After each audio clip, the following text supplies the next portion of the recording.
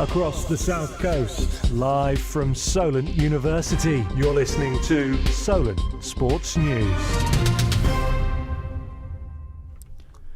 Good afternoon and welcome to Solent Sports News. I'm Callum Kemp and here is your 4 o'clock news.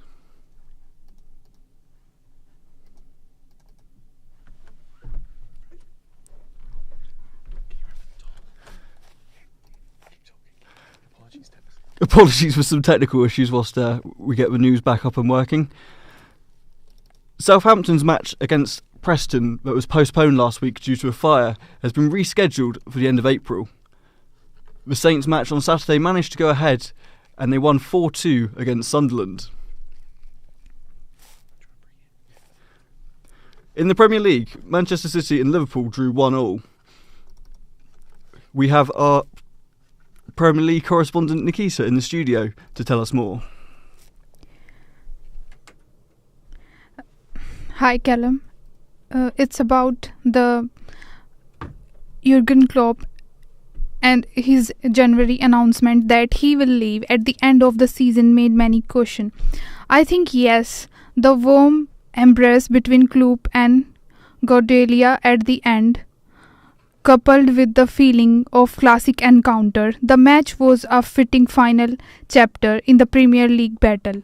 They might meet again in the FA Cup, but the dominance of these two teams in recent years feel like it might be shifting, but the Premier League is full of surprises and their managerial battles could define the league for years to come. Thank you for that, Nikita. AFC Tottenham will face Bournemouth tonight in the Hampshire Cup semi-final. The winner will be through to the final in Aldershot in May.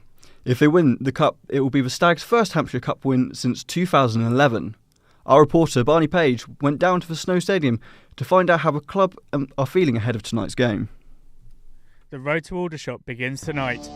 One of AFC Tottenham, Southampton, AFC Portchester or Bournemouth will be crowned the champion of Hampshire on the 10th of May. Tonight, the first semi-final will take place, with AFC Tottenham taking on Bournemouth. The Stags haven't won the Hampshire Cup since 2011 and have been flying up the leagues in the last few seasons, and now find themselves in 4th in the Southern League Premier League South. Tottenham beat Tiverton Town 2-1 away on Saturday. With a small playing squad, manager Jimmy Ball admits that he won't be able to make many changes for tonight's match. A very big squad. I've only got 16 players in outfield players in the squad, so it's not much changes I can make. Obviously, I will look to freshen up because the game on Saturday was extremely difficult, extremely physical and draining. So I'll have to, freshen up with the players that started on the bench from Saturday will start. The lads who started will be on the bench and try and freshen up. So as far as that's concerned, yeah, I'll change some things around. There's not a lot, I can't swap players in and out. So it'll be the same squad. Bournemouth will be a tough test for the Stags. Most of their squad is made up of under-23s and under-18 players who all play at a similar level to Tottenham. But for Ollie Howard, who works on the media team at Tottenham, he admits it's a game they'll be eager to win. Yeah, I think tonight's game is really important. It's not every day that you get to play a Premier League club, albeit it being an academy stage. And we've not won the Hampshire Cup for very many years. It'll be nice to get to the final and it's an opportunity to play at another decently sized stadium. I'm sure it'll be a difficult game. Bournemouth's academy gave Eastleigh a tough game. Tottenham will be competing on 3 fronts this season, with promotion plans and sitting in the semi-finals of the Hampshire Cup and Southampton Cups. Ball, who's as ambitious as ever, wants to win it all. Always, yeah. We'll try and win every game of football we play in. That's my nature. That's the players' nature. That's the club's nature. At the end of the day, you're involved in football to be a competitor. So, we just approach game by game. Whether it's a cup game or a league game, we'll be out there to win every single game. All Hampshire Cup roads lead to Aldershot. And remember, the only place that you can watch the finals are here on Solent Sports News. In boxing, Anthony Joshua has won his 4th fight in a row since his back-to-back defeat against Alexander Usyk. AJ knocked out former MMA fighter Francis Ngannou in the second round. We're joined by our boxing correspondent Josh Belchamber with more. Thank you, Callum. Yeah, as you mentioned, Anthony Joshua dispatched his opponent Francis Ngannou in the second round after previously knocking down once in each of the 2 rounds. It was a dominant performance in Saudi Arabia from the 34-year-old Brit from Watford, which secured his 25th knockout in his career and the 28th win in his illustrious career. Joshua's fight was against UFC former heavyweight champion Francis Ngannou after his second ever boxing fight, with his previous loss coming against Joshua's potential next opponent, Tyson Fury.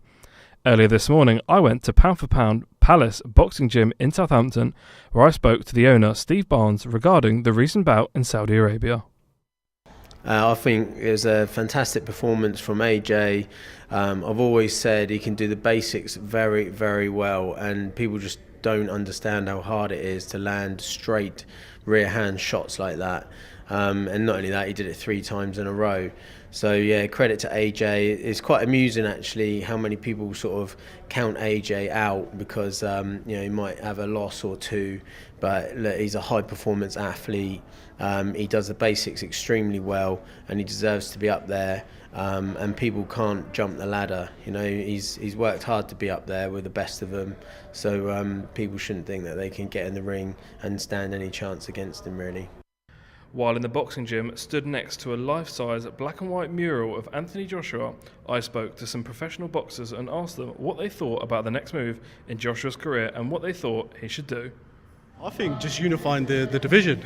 I think collecting all the belts now, because he's proven everything he has to prove. And I think Wilder, he's not on the same level. Obviously, after his loss to Joseph Parker.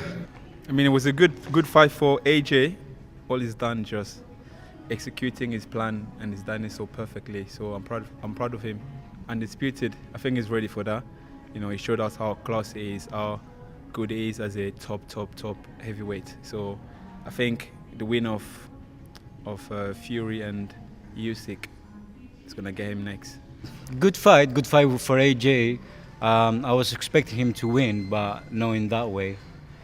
But yeah, fair play. He's been improving too much from the last fight, so yeah, it's good.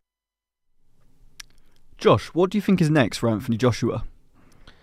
Thank you, Callum. I think he'll certainly want to fight the winner of Usyk versus Fury, as he'll definitely be looking to claim the heavyweight title back.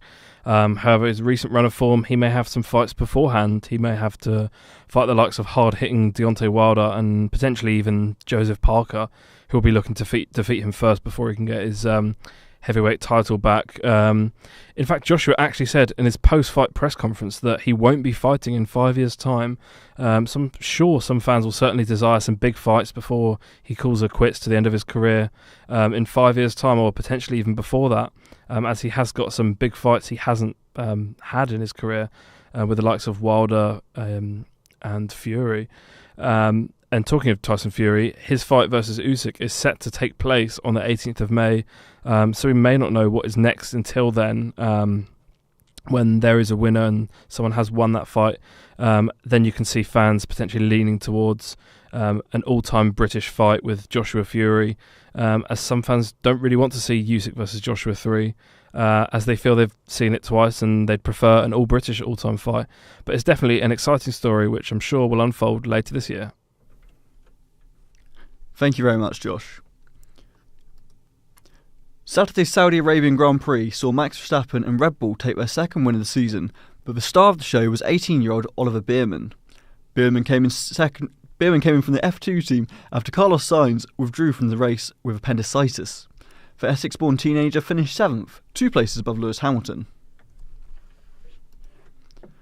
This Saturday is the final match day of the Six Nations, and 4 teams are still in a chance of winning. Table leaders Ireland had their hopes of a Grand Slam squandered after losing to England at Twickenham on Saturday. Marcus Smith has said what the result meant to the team. For us to go out there and do that to a team like Ireland, who for me are the best team in the world at the minute, that was a really, really special day. And we spoke a lot about making Twickenham a really tough place to come and play, and I thought we did that today. Barbara LaRusso has a package for us about nutrition in sports.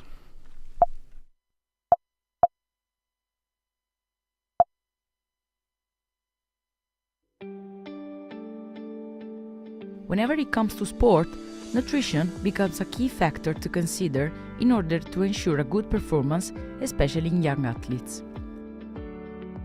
Although, nowadays, it seems that many people aren't aware of the importance of the strong relationship between sport and food, as also they are influenced by social media and the wrong messages they may send.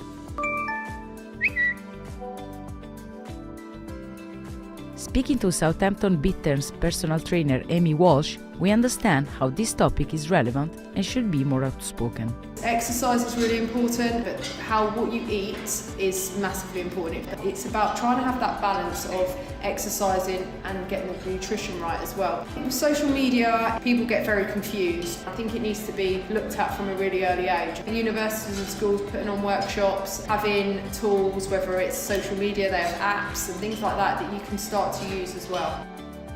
In very early age, the need to be guided can be crucial, an idea supported by Gemma Paddington, qualified in menopause and nutrition, with a 10 years experience in PT and running the Local Healthy Life podcast on Voice FM. I think it's quite a challenging time going from a teenager into a female. There's plenty of people out there that give out bad advice. I think children and young children need to understand what is good nutrition. Me and Amy have done menopause workshops, and in that we talk about the benefits of good nutrition. People that are in the knowledge that can give knowledge to people making better choices and understand just how important sports and nutrition come hand in hand. We spoke to Scott Burnett, lecturer of Sport and Health Department of our university, to see if it's possible for Solent to take the chance of facing and expanding students' knowledge about the topic. I think from a university perspective, in terms of trying to kind of educate the student body in terms of that combination of kind of knowing what to really cook and how to go about doing it. And so I think when you can do that, you get better, obviously, physical health, mental health will kind of improve, and ability to concentrate and kind of focus. I say it's challenging because I think, we've got to kind of overcome that kind of knowledge gap. And if it's gonna happen, surely food and exercise awareness will take a remarkable place in young minds. That's all from us today, but we'll be back next week at the same times. Remember, you can keep up to date on our website, solentsportsnews.com.